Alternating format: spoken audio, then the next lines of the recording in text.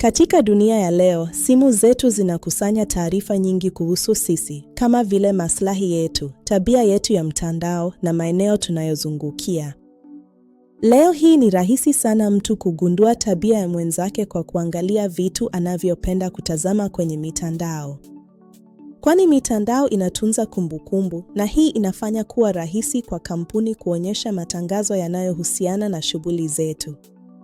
Leo tutajifunza jinsi ya kudhibiti na kuzima matangazo ya kibinafsi, ads, na kulinda faragha yako kwenye simu yako ya Android. Hatua ya kwanza, fungua settings kwenye simu yako. Hii ni sehemu muhimu ambapo unaweza kudhibiti mipangilio ya simu yako. Hatua ya pili, katika settings, tafuta na gusa Google. Hii ni sehemu inayohusiana na huduma zote za Google, matangazo na faragha yako. Hatua ya tatu, hapa chini, utaona sehemu inayoitwa ads. Gusa hiyo ili kufika kwenye mipangilio ya matangazo kwenye simu yako. Hatua ya nne, sasa tutaangalia jinsi ya kudhibiti ad topics. Hii ni sehemu ambapo Google inachagua matangazo kulingana na maslahi yako. Hatua ya tano, hugusa ad topics.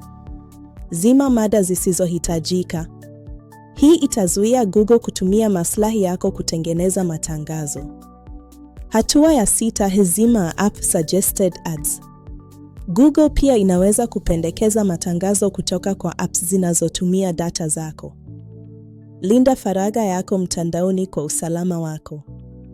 Endelea kutembelea channel ya WhatsApp ya TajudaTech na mitandao ya kijamii Facebook, Instagram, pamoja na YouTube kwa jina la TajudaTech. Ili kupata tips mbalimbali za IT na AI kwa matumizi ya maisha yetu ya kila siku.